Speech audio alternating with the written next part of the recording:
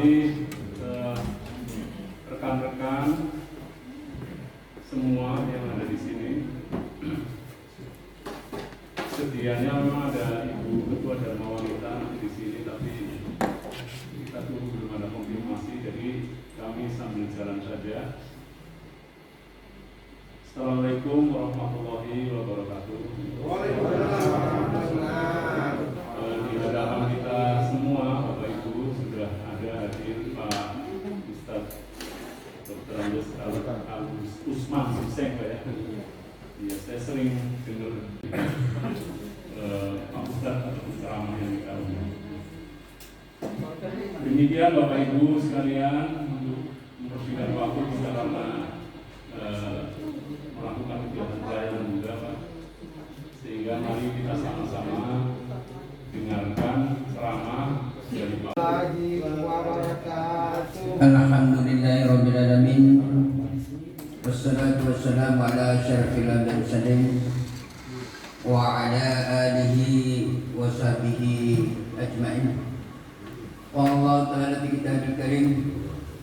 A'udzu billahi minasy syaithanir rajim. Bismillahirrahmanirrahim. Ya ayyuhalladzina amanu kutiba alaikumus syiyam kama kutiba alal ladzina min qablikum.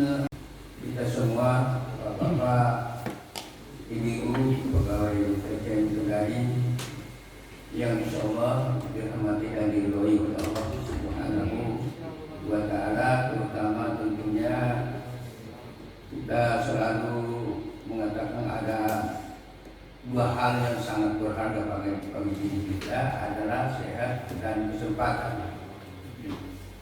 Apapun bisa dijual asal sehat. Bayangkan itu Pak, asal itu yang kita hisap dari dokter itu setiap hari itu kalau diuangkan 100 juta lebih itu satu hari, itu mahalnya itu hidup. Tapi ya kita selalu juga berdoa kalau dapat musibah, insya Allah kalau saya sehat-sehat saya akan kembali menjalankan perintah agama, dan itu tercermin dalam bila kita sujud tilawah. Setelah melihat siksaan Allah mengerikan begitu, baru kita mengatakan Rabbana sami'na,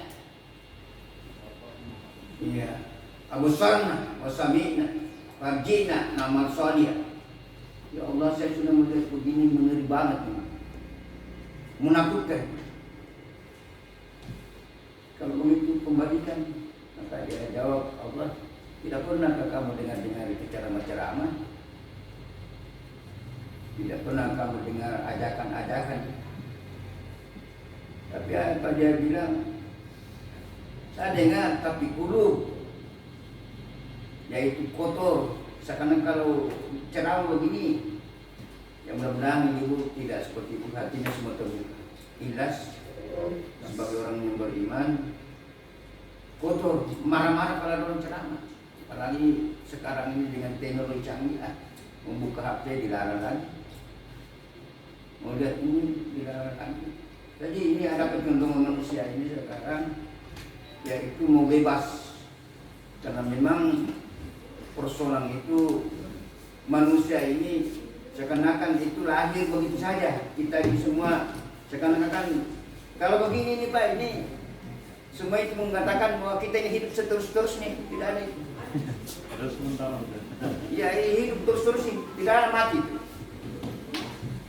Ya, jadi kalau seperti itu, jadi olehnya itu mari kita bersyukur nikmat kepada Allah Subhanahu wa ta'ala, mumpung kita sehat-sehat diberi kesempatan ini oleh Allah Subhanahu wa ta'ala, terutama dengan para perempuan ini ada satu kesempatan, yaitu di dalam bulan Ramadan ini mengisi suatu peringatan-peringatan. Karena apa?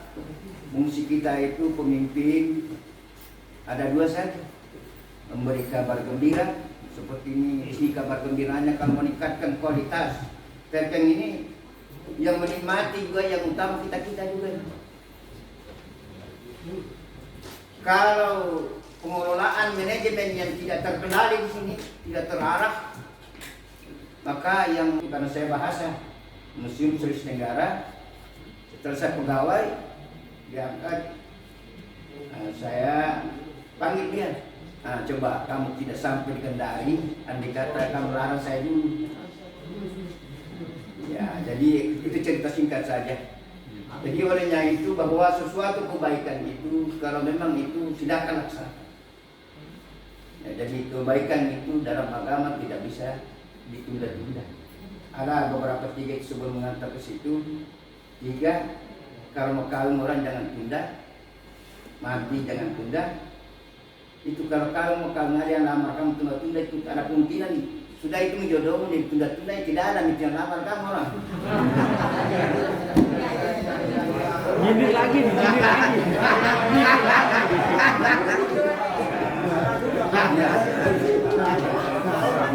Nyindir lagi haji nih. Artinya itu kita punya rezeki itu ditarik oleh Allah.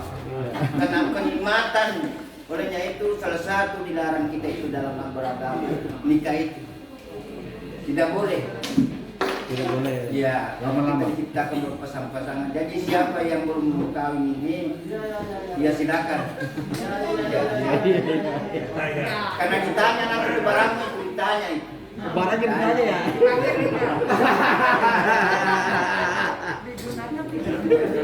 Digunakan untuk apa itu? Oke, saya kembali kita bersalawat kepada Rasulullah Muhammad. Ya, kita ini di bulan Ramadan, dari judulnya. Jadi yang kita sesuai dengan kondisi sekarang ini bulan Ramadan, yaitu apa-apa yang dilakukan orang-orang yang tidak puasa atau yang membatalkan puasa. Tentu sudah jelas bagi kita bahwa kalau puasa itu tidak ada kata tidak mau. Kalau pertama beragama Islam, yang kedua sudah mencapai umur 15 tahun, yang ketiga sehat, artinya tidak gila. Jadi 3 saja. Iya. Yang kedua berarti umur bapak belum mencapai 15 tahun. Iya. Mengikaskan diri terhadap orang lain. Jadi ini perlu wawasan betul, kecerdasan spiritual dan kecerdasan intelektualitas di dalam manage bagaimana berpikir bahwa orang ini karakternya apa, apanya apa disukai atau apa, karena itu masuk intoleransi. Seperti pemanya Ibu Ketua Dharma Wanita ini pemanya, karena saya tidak tahu wataknya. Jadi ada kemungkinan nanti masuk dalam rumah tangga untuk mengcounter radikalis, maka satu intoleran. Ini bahaya. Hanya untuk sehingga ada kecenderungan sekarang simbol-simbol yang bernuansa agama akan dihapus. Jadi mobilnya bapak yang pakai tulisan Allah itu jangan. Itu tidak intoleran. Negara kita bukan negara agama. Nah, ini bahaya. La ilaha illallah, bahaya. Namun ada yang menolong, mudah-mudahan ke depan tidak akan lihat di Undang-Undang Dasar 1945 negara kita negara Pancasila. Sehingga tidak boleh seperti itu. Intoleransi sebagaimana yang dimaksud adalah bagaimana berkomunikasi, bicara itu saja. Tapi mengenai simbol-simbol tidak perlu dipersoalkan karena Undang-Undang Pasal 29 ayat 2 menjamin pemeluk-pemeluknya. Nah ini jadi hanya informasi bagaimana seperti tadi ini, karena apa yang dilakukan orang yang tidak puasa dan apa jalan keluarnya, way out-nya. Jadi orang-orang yang tidak puasa, baik orang Islam itu, yang kedua bahwa hendaknya kalau warung-warung itu jangan dibuka yang menjual makanan atau apa. Sebaiknya itu kalau umat Islam ya, supaya jangan kita dimasuk pada kategori yaitu menzalimi diri. Kalau saya mengatakan kepada ini orang yang buka warung, jangan begitu, kamu beragama Islam, nggak boleh. Jadi jawabannya ganti saya, yaitu kehidupan saya ini berat. Sehingga seperti itu di atasnya lagi intoleran, ada undang-undang pemerkosaan. Maaf ini Pak, jadikanlah kita masuk membahas seperti ini. Sehingga ibu-ibu pernah mengusulkan orang yang lain dari non-Islam itu pemaksaan pemerkosaan. Jadi seperti pemerkosaan suami, kalau ibu dengan bapaknya minta apa-apa, nanti ibu tidak mau karena capek dari kantor, itu boleh dilaporkan sebagai pemerkosaan. Wah, ini saya tidak tahu.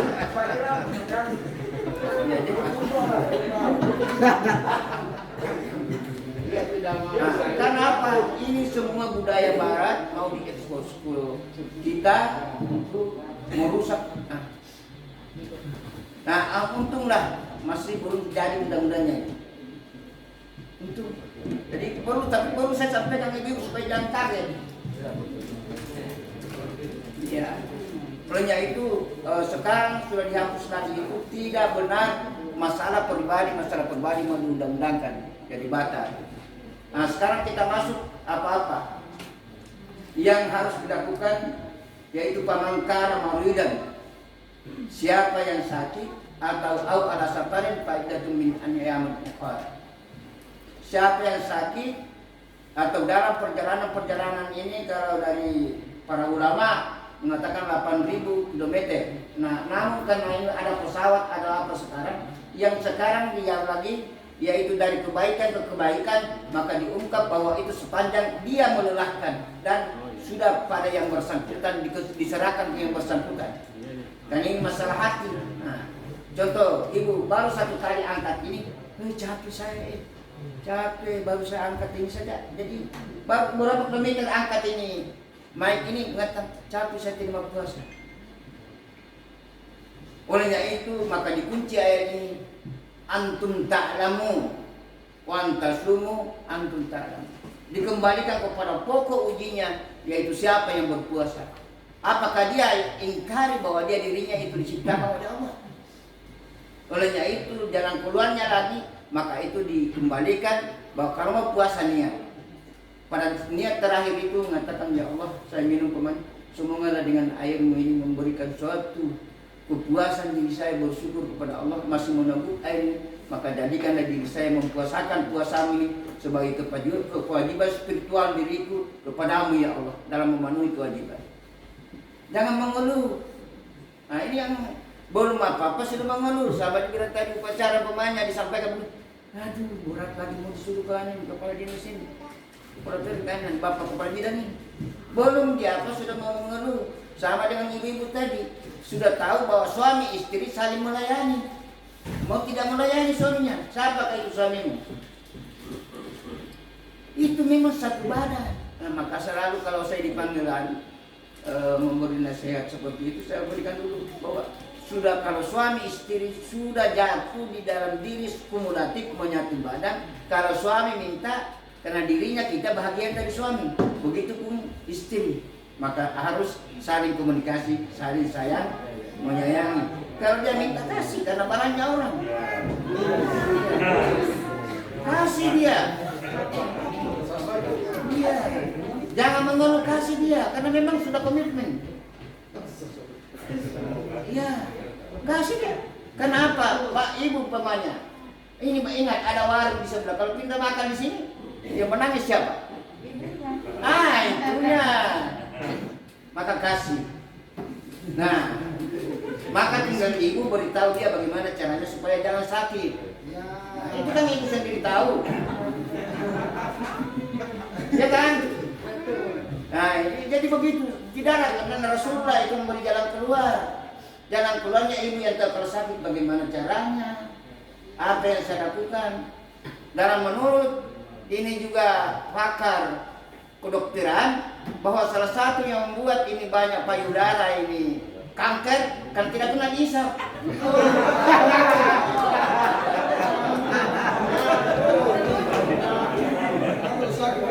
Jadi itu, ya. Dan ibu sendiri menderita kalau melahirkan. Kapan payudaranya tidak berputing, marah-marah nanya.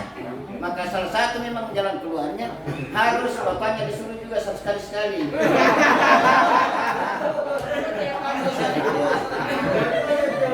Kenapa? Sama dengan ini kalau bapak itu dia minta tidak dikasih, hanya dia buat penyakit apa namanya laki-laki itu. Prostat. Ya, prostat. Ya, itu. Nah, itu. Jadi kalau daripada prostat suaminya, kasih dia supaya jangan membeku di dalam. Bahaya beku di dalam. Iya masih muda. Iya. Ya, yang masih muda jalan keluarnya begini. Ya itu karena sudah memanfaatkan itu barang sabar dulu sabar. Puasa. Tapi lebih bagus memanfaatkan itu barang kalau karena apa akan dimintai pertanggungjawabannya. Ya. Karena ini jadi di dalam itu tadi apa yang dilakukan. Nah sekarang kalau orang yang berjalan tadi seperti itu, yang kedua tadi pemainnya wanita haid kan ada jalan keluarnya, ada dua pilihan, yaitu diberi makan 3/4 yang mengenyangkan. Kalau ini ada yang ibu bertanya seperti ini, kita haid, apakah pemainnya ibu kan pada punya ibu berapa hari kalau haid ibu itu? Saya juga timbul pun tanya pemainnya. Tergantung. Ya tergantung tuh aja. Kata tergantung itulah di agama memberikan yaitu setiap hari. Ada yang bertanya apakah tidak boleh langsung saya kumulatif. Pemanya kan 3/4. Nah, langsung dikasih 3 bungkus pemanya. Boleh kepada orang ini tidak bisa begitu. Yang kelebihan 1 itu, 2 itu infak, sedekah. Iya, jadi kalau dibilang Allah 1 orang, yaitu 3/4 artinya menyenangkan karena sekarang ini sudah ada bungkus-bungkus. Kasih setiap hari 1 bungkus itu. Siapa yang ibu tahu? Jadi yang melahirkan, yang haid, sakit, setiap hari dicicip. Itu. Seperti itu. Jadi apa? Allah lebih tahu dari kita, tidak mau kalau dikatakan orang kaya itu dibayar ini puasa. Ada inti pokoknya yang terlindung secara filosofi, maknanya ialah terlindung yang kita tidak bisa baca, tetapi secara filosofi yaitu kita bisa baca, oh ini maunya. Secara ijtihad, oh maunya ialah Allah mendidik kita yang lebih diutamakan puasanya, yaitu cinta kepada Allah Subhanahu wa taala, bukan barangnya. Kalau semuanya seperti bapak ini ada banyak, jangan bisa puasa saya bayar 3/4 kali 3, 30 berapa itu? Bapak sendiri yang itu. Nah, tidak puasa nih, makan saya. Jadi tidak boleh dianalogikan ini bahwa mau agama mau dijual materi. Jadi datangnya agama itu mengatur bagaimana menormalkan situasi ini, bukan berlomba-lomba untuk mengandalkan apa yang ada pada dirinya. Dan coba lihat kalau semua orang bayar itu puasa di sini, kasihan yang tidak punya uang. Kasihan. Nah itu maksudnya sehingga yang berikut bahwa orang-orang yang ada yang dimaafin, kembali lagi cerita tadi bahwa bagaimana ini orang-orang ada 2 yang seringan, maafin laki-laki kena ini, yang suka mimpi basah, dan yang kedua bahwa anak-anak sekarang ini sering kalau pacaran dia pakai bonceng. Nah, yang pertama dulu, yang kedua tadi saya ceritakan bahwa ada seorang laki-laki datang kepada Rasulullah mengadu, ya Rasulullah, ini suami-suami, bahwa saya ini celaka. Kenapa kamu celaka? Saya masuk di kamar tapi mamanya terlentang, tergiurlah aku sebagai istriku. Dan memang itu kewajiban istri itu kalau dalam kamar itu harus merangsang suaminya supaya beta di dalam kamar.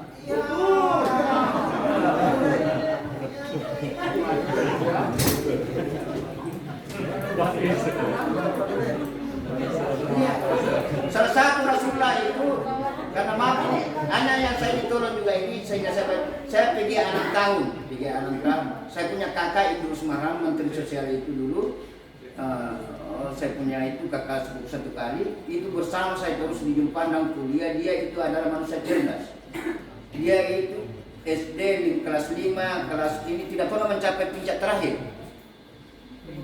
Karena memang normalnya itu satu kali saja dibaca begini, saya dapat 7 saja sama-sama. Hanya saya dikunci saya punya kamar, nyamuk keluar. Karena kita tinggal di Pingrang, kita kuliah di Jumpandang, jauhnya ke kampung kita, hanya kamu dapat 7, kasihan. Lebih kau pulang. Nah coba itu dia dulu, jadi IQ-nya itu tinggi.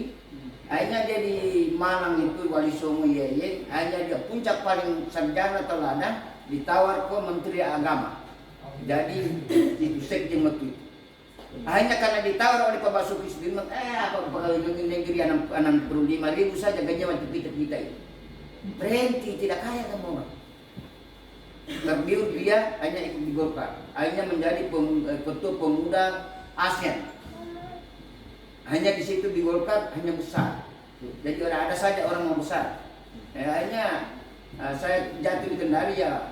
Dulu kemarin ini mau diangkat bilang mau pagi, syukur apa yang ada begini. Iya. Tapi mendapat cobaan juga dia. Sebetulnya kasihan itu ya. Hanya waktu itu dia posting dirinya bilang mau tangkal bahwa saya tidak urus. Jangan. Orang tangkap kamu, tambah bicara kamu tambah tidak baik. Lebih baik kamu diam saja. Kalau orang sudah terjerat hukum, nanti pengadilan saja kamu tidak benar.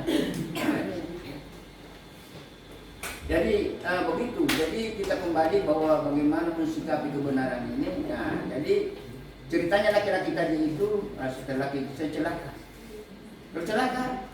Bolehkah kamu bisa ini, yaitu memerdekakan budak? Nah itu. Kalau dulu kan ada budak, perbudakan itu apa saja mau diapa itu orang. Nah ini masih sedikit di Arab Saudi, kalau ada TKI kita Pak ini ke sana, itu dia mau berlakukan seperti budak.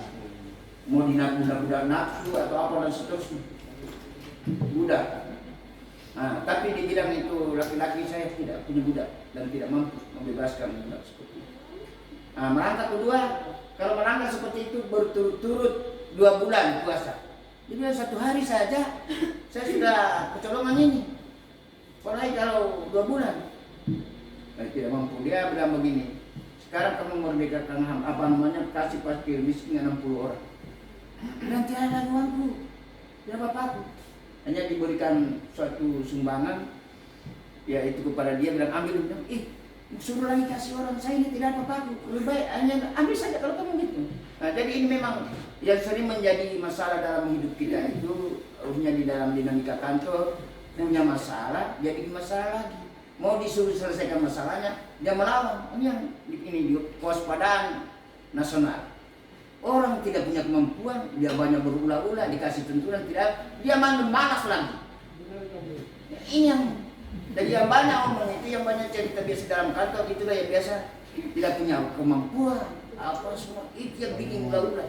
Dinasihati, dia pukul meja baru dia pergi. Tidak tahu apa maunya, baru duduk di bawah pohon. Siapa itu? Iya. Baru dia bicaranya, nanti kalau dekati dia cerita lain. Ini, tetapi kita sebagai orang, inilah perlunya kita bagaimana membina diri kita, yaitu berpuasa. Nah begitu. Jadi yang kedua tadi, kalau kita bapak-bapak melanggar itu, pertama merdekakan budak. Di sini di Indonesia tidak ada budak. Yang kedua, puasa berturut-turut 2 bulan, bisakah kira-kira? Ya 2 bulan. Nah, yang kedua, kasih fakir miskin itu tadi 60 orang. Nah, jadi ini, jadi apa artinya ini puasa? Memberikan suatu cerminan kepada kita supaya bersih diri. Mengapa? Bersih diri kalau dikaji secara dalam, kita ini diciptakan oleh Allah dari tanah. Tanah itu supaya kembali kita bersih, dijadikan diri kita ini tanah bagus, bekerja, memiliki kekuatan. Yang kita hanya orang main begini, oh memang kamu diciptakan sehingga banyak perbuatan, Kamu orang ini tanah sengketa, kamu orang ini jamin. Iya, tidak pernah berpuasa. Jadi begitu airnya kamu ini air apa yang kamu minum ini, sehingga perasaanmu tidak pernah jernih. Semua orang mau dilarang. Kacau banget minum. Nah seterusnya itu sehingga itu inti pokoknya sehingga kita disuruh puasa karena Rasulullah memang itu waktu Nabi Adam sejarahnya, dan kita itu Rasulullah Muhammad SAW karena kan Nabi itu hanya penyempurna. Sebetulnya apa-apa semua ini yang sudah dilakukan oleh Nabi-Nabi sebelumnya, Nabi menyempurnakan. Maka dia dengar cerita bahwa Nabi Adam disuruh puasa dulu 30 hari, 30 malamnya. Ya 30 hari, harinya 30 malamnya karena dia melanggar. Di surga itu makan buah puri. Ya itu. Sehingga disuruh puasa makan Nabi makan. Saya lebih berhak lagi puasa kalau begini. Maka turunlah, ya Allah turunkanlah, yaitu suatu perintah yang namanya ini. Olehnya itu maka kalau turun bulan Ramadan puasa orang, maka dibukakan pintu surga. Nah jadi pintu surga artinya diberikan kesempatan kita berbuat kebaikan-kebaikan. Iya, kebaikan-kebaikan seperti umpamanya terutama ini kita tidak, mudah-mudahan tidak ada pegawai di sini sudah sarjana, sudah dapat pekerjaan di sini bagus, dia mau penjarakan orang tuanya, menangis. Kita kan sudah orang tua, harus secara filosofi menghayati begitu sakitnya orang tua dulu menderita, kasihan. Ya itu dia ukur, saya dia jual semua ini asal kita sekolah. Kenapa dia bapak dapat jabatan, dapat apa tidak pernah mau tengok orang tua? Iya. Ini jadi ini yang begitu. Bagaimana kasih sayangnya kita terhadap orang tua itu, memiliki harta seperti ini. Dengan ini maka dengan adanya hal seperti ini memberikan suatu nuansa-nuansa, yaitu muncul dari kasih sayang kita untuk ini selalu mencinta kepada orang. Kenapa? Olehnya itu Rasulullah SAW selalu mengajak kepada jalan-jalan kepada 3, yaitu pertama jalanlah ke rumah sakit, sehingga muncul dari sini mumpung kalau sakit orang saya ini sehat, pangkat jabatan masih sehat, diberi nikmat kesehatan, harus kasih kesehatan. Kenapa? Lihat, nah yang kedua dibawa ke kuburan, aduh sampai di kuburan. Mau kaya ini orang ditinggal juga mobilnya, ditinggal juga ini, ditinggal ini, tidak ada yang hanya muncul mau mengimpakkan barangnya. Olehnya itu Rasulullah begitu bahwa itu apa ditinggalkan. Jadi awalnya itu bapak-bapak yang punya jabatan sini perjelas itu hartanya semua sebelum meninggal. Kasih anaknya, kasih apa, kenapa? Supaya dia menjadi kentangan. Nah jadi olehnya itu bahwa tercermin dari puasa ini memberikan suatu kita bahwa yang kedua tadi kasih sayang, yaitu dengan terbukanya di surga diberi kesempatan bagaimana beramal ibadah. Yang kedua dikunci pintu neraka, usahakan bahwa sekarang ini kita sudah dengan wawasan yang luas, semua orang berlomba-lomba untuk membangun, memperbaiki kualitas dirinya, kualitas rumah tangganya, di mana dia bekerja sehingga lebih bagus, lebih apa. Itu bahagian dari neraka kalau kita punya kerja, tempat kerja ini tidak bagus. Orang berlomba-lomba, pokoknya terkem ini orang sudah online, bagaimana mau angkat. Apalagi karena online terkem ini akan hanya mendapatkan investor dari luar negeri. Ada perken di Kendari, pengolahan ikan yang bagus sekali. Kita coba ada pendekatan lagi. Itu. Jadi nerakanya itu tadi adalah kalau kita tidak memperbaiki, tidak ada orang mau datang. Jadi neraka namanya itu secara filosofi memberikan suatu isyarat. Neraka itu bukan dalam bahasa kasar, memang panas, penyiksaan. Tapi neraka dalam pengertian luas orang kita ini sudah sarjana, apa yang dimaksud neraka bagi kita? Yaitu terkungkung dengan suatu keterikatan normatif yang tidak mencerminkan suatu sikap yang realistik. Kalau membangun kita punya ini semua ini, bang, hanya terpuruk seperti kali. Kalau bagus di sini peningkatan produktivitasnya di sini dan kualitas pelayanannya, maka manajernya, maka kembali kepada kita. Tinggal diingatkan nanti pimpinan, insya Allah pimpinan itu orang yang baik, Dan karena banyak produksi kesejahteranya setiap bulan mau bantuan hari raya ini, insya Allah bapak-bapak selalu meminta tunjangan hari raya banyak, baru kerjanya tidak benar. Di mana mau ambil uang? Di mana mau ambil uang? Olehnya itu pahami baik-baik bahwa olehnya itu kalau umpamanya pejabat itu kita dulu dilatih, kalau mendengarkan orang jangan lihat orang jeleknya nih. Seperti saya jangan kau lihat saya jelek, tapi dengarkan apa yang aku bilang tuh. Bilang, oh ini bapak dia penceramah banyak ngomongnya jelek di muka. Jadi itu yang sering kita begitu. Baru ceramah orang. Jadi inilah gunanya, makanya itu puasa juga tujuannya tadi menghilangkan rasa ghibah, gosip-gosip yang tidak benar di dalam kehidupan kita ini, sehingga memberikan suatu nangsi ketenangan. Bagaimanapun kita ini akan terakumulasi antara satu dengan yang lain, terinfeksi dengan satu yang lain, dengan ini. Ya, jadi inilah barangkali yang gambaran saya sampaikan kepada kita, dan kita berdoa kepada Allah Subhanahu wa taala dengan adanya ceramah-ceramah siraman seperti ini, yaitu membuka wawasan kita lebih jauh. Karena apa? Orang sudah di atas seperti pemain ini, Erdogan, presiden Turki itu yang tadinya negaranya itu di bawah normal, sekarang dengan adanya keberanian Erdogan memotong itu, maka kembali negara yang super. Sama dengan ini kita. Dengan adanya puasa ini kita manai bahwa akan memberikan suatu bagaimana keserakahan kita. Itulah yang dimaksud, bahwa bagaimana refleksinya kita ini, yaitu ada yang tidak puasa, ada apa jalan keluarnya, bagaimana apa langkah-langkahnya kita, sehingga membuatkan suatu hasil way out-nya, dan kita akan rasakan bagaimana. Nah ini yang ketiga tadi, yaitu dikunci setan.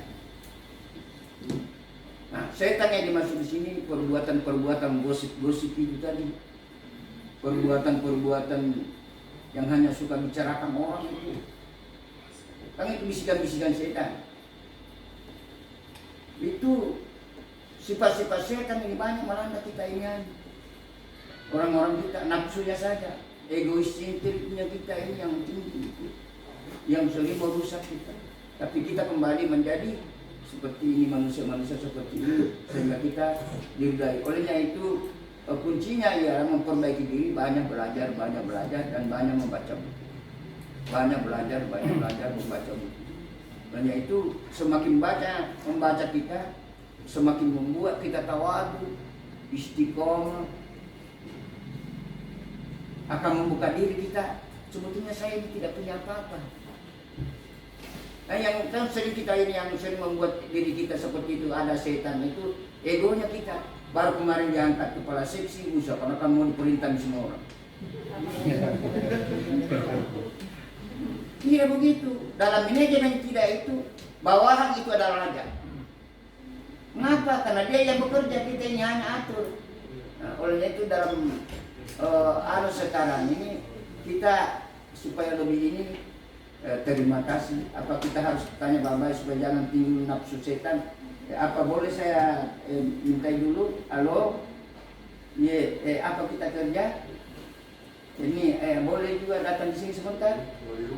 Boleh. Ada kenapa? Mengapa bahasa manajemen seperti itu sekarang? Karena nerakanya ialah, kita sibuk sekali disuruh lagi. Ikutin tapi tidak dibilang, tapi mukamu begitu. Ketahuan dari bibirnya. Ya, mukamu begitu kasihan. Disuruh duduk. Itu boras sekali duduk, dan kau dikasih saya tugas lagi disuruh. Ini yang sering membuat neraka itu, setan itu, karena kita tidak paham tentang bahwa kita jadi pegawai ini, kita hamba Allah, memang sudah harus diikuti. Olehnya itu takwa itu adalah bagaimana keikhlasan. Jadi takwa itu sebetulnya bukan takut. Tuhan itu tidak bisa, masa setan itu Tuhan mau takut-takut, tapi takut dalam pengertian kita dituntut ikhlas. Iya. jujur, sehingga kita menjadi segan. Nah, sehingga saya tutup ini, ya ayuhan nas antumul fuqara ila Allah. Kita lah yang butuh tentang Allah, bukan Allah yang butuh sama kita. Seperti di sini, kita lah yang butuh mau bekerja dan berkualitas, maka berlomba-lombalah setiap saat, tidak mau terlambat. Karena tak Bapak yang butuh. Mau butuh apa? Butuh THR, mau mulai lebaran. Silakan. Ini yang butuh. Ya, tapi Bapak itu sudah bilang, mari kita, karena kita malu kalau ada laporan ke tidak digubris, tidak diterima. Kenapa begitu? Bapak disuruh ketik di rumah tidur. Baru nanti ditanya, maaf saya lupa, padahal dari kemarin lah. Kita mau marah juga karena Bapak lebih dulu marah dari kita. Iya, walaupun tidak dibilang. Nah itu, jadi ini adalah barangkali saya sampaikan Pak, mudah-mudahan dari simpulnya adalah bahwa kita kalau tidak puasa, kalau kita Islam ada aturannya, yaitu bahwa diberikan fidyah. Artinya memberikan fidyah itu yaitu kalau bisa, kalau yang melahirkan itu mengqadha yang sunnah. Tapi kan ada juga yang mengatakan bolehlah fidyah, tidak artinya memberikan satu bungkus yang mengenyangkan. Jangan dibawa dua, bahwa saya bawa dua ini karena saya masih sakit besok. Jangan ini jangan mendoakan ini Bapak sakit. Ini yang seringan tidak sakit mau sakit. Saya maaf ini Pak, justru itu saya itu corona itu saya lawan. Saya lawan. Di mana-mana itu saya bilang kamu, corona itu, karena saya secara filosofi penyakit itu diturunkan oleh Allah teguran. Yang kedua, jangan rusak agama karena penyakit. Tidak boleh karena sifat-sifat itu kita mundur. Iya. Sebagai pimpinan kita harus tahu, menjadi pimpinan kita ini harus istiqomah, bahwa mesti memimpin ada tantangan. Menjadi saya penceramah harus memberi contoh kepada orang. Nah, saya makanya itu saya kira saya mau ditangkap di Polda waktu itu. Karena saya ceramah, saya biarkan datang mati saya Pak. Iya. Datang. Mau apa Pak? Di masjid. Mau semprot? Alhamdulillah. Kenapa itu semprot Pak? Supaya mati itu corona. Supaya disemprot. Bisa sembarangan semprot tanpa tahu. Bilang tidak bisa. Bapak ini sudah bekerja menyemprot mati ini corona. Jadi apa artinya itu? Jangan habiskan uang negara. Sudah disemprot sebentar harus Jumat. Bilang Bapak ini murtad, kan saja. Kalau Bapak hanya mementingkan seperti ini. Jadi kita selalu apa yang mau dikerjakan harus berdasarkan analisa, yaitu bagaimana bahwa ini benar. Bukan kita bekerja asal-asalan. Nah begitu misalnya, sehingga saya apalagi kalau baca surah Al-Furqan 38. Ya jadi di mana saya belajar, karena diberikan tengah mana saya salah tajuk, buka ini. Orang tidak pernah tahu bilang apa yang di sini. Sejarahnya juga, itulah yang difotokopi oleh orang Tuhan, yaitu Nabi Daud. Waktu itu pertama seperti ceramah ini, waktu itu dia ceramah begini-begini, akhirnya berdoa Nabi Daud, ya Allah, ini sombong banget ini orang di depan saya. Dia bilang, kaumku, yaitu taati Allah, tinggalkan semua perbuatan-perbuatan yang zalim, maksiat, tidak benar itu. Dia tutup telinganya, dia tutup hidungnya, musuhnya berbicaranya. Sombong begitu. Bapaknya yang belakang berdoa. Jadi, semua nabi-nabi itu kalau melanggar kaumnya berdoa, ya Allah turunkanlah siksaan kepada orang ini, sombong banget ini. Maka turunlah suatu penyakit, yaitu namanya corona. Yang baca 38 nih, Al-Furqan, yaitu Ra'si wa Samud dan kaum A'ad, yaitu kaumnya di India yang menjadikan sumur itu mempersamakan, yaitu sumur di Arab sana. Maka dihancurkan oleh Allah dan didatangkan penyakit, yaitu datangkan masuk nyamuk di hidungnya di sini. Matilah berkelimpahan. Sejarah itulah diungkap dia. Coba 1 tahun ini corona berlangsung, yaitu tak ada orang seperti itu.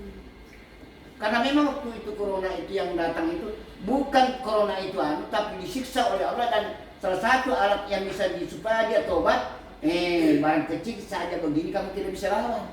Bukan coronanya, tapi barang kecil saja ini begini, nyamuk saja kamu tidak bisa lawan, apalagi yang besar-besar. Maka dilihat tobat mak. Nah itu. Ya, tobat. Hanya itu. Jadi intinya. Jadi olehnya itu saya katakan bukan andai kata pemerintah ini seperti mudah-mudahan nanti bulan Ramadan ini sudah 4 hari, 4 bulan mengambil suatu itibar. Itibar artinya suatu perbandingan dan penelusuran masalah, sehingga suatu timbul analisa bahwa dampak positifnya.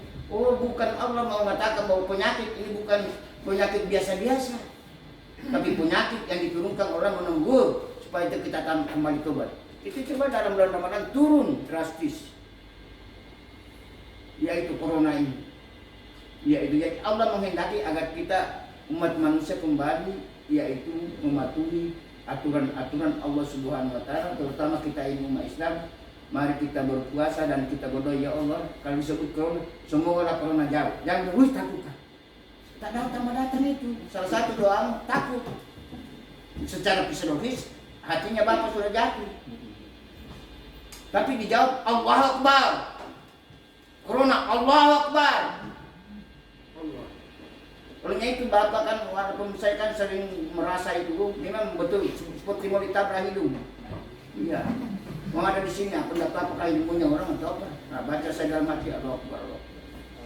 Baru baca subhanakallahumma qsib annal ghala wal waba wal fasya, atau Allahumma qsib annal azabil qabri wa minal azabil fitnati mahya fitnah masih dajjal. Ya Allah, hilangkanlah kalau semacam ini fitnah-fitnah diriku dari orang-orang, dari apa ini semua, maka hilangkanlah fitnah dajjal mau membunuh saya. Jadi selalu baca Allahumma qsib annal azab jahannam azabil qabri minal azabil fitnah. Nah itu ada itu doa itu. Jadi dibaca-baca terus. Nah maka itulah saya sampai di ini, yang mudah-mudahan Allah melindungi kita semua. Dan jadi di sana kamu nakal sekali. Orang bilang corona. Iya, corona itu kan kita cari bagaimana sembuh. Bukan corona begini kita tambah sakit. Lain. Nah, jadi mamanya juga Bapak tidak mau nyom dipotong. Bukan saya tidak mau dengar, saya dengar tapi kita ini bicara agama. Iya, begitu. Inilah barangkali yang saya sampaikan. Mari kita istiqomah di jalan Allah Subhanahu wa taala, terutama puasa ini kita selalu berdoa. Sekali lagi saya ingatkan kembali, kalau terakhir supaya jangan lapar ini, karena kita pejuang itu bukan makanannya yang tapi niat kita kepada Allah. Kita bisa dihutang lama itu, hanya makan sedikit saja tidak pernah kita merasa lapar. Karena jadikanlah air ini, makanan yang saya makan ini terakhir ini, ya Allah, memberikan kemenyangan bagi saya dan berpuasa berkomunikasi sehat walafiat. Astagfirullah khairat. Assalamualaikum warahmatullahi wabarakatuh. Waalaikumsalam warahmatullahi wabarakatuh. Bapak Ibu sekalian, seperti yang saya sampaikan tadi, nanti mohon Ibu Dharma Wanita dengarkan aja ya. Iya ya. Mohon izin Ibu Ketua Dharma Wanita, tadi sebetulnya di awal-awal Pak Ustadz tadi udah lama dari awal, sehingga kami mulai dari dulu dan terus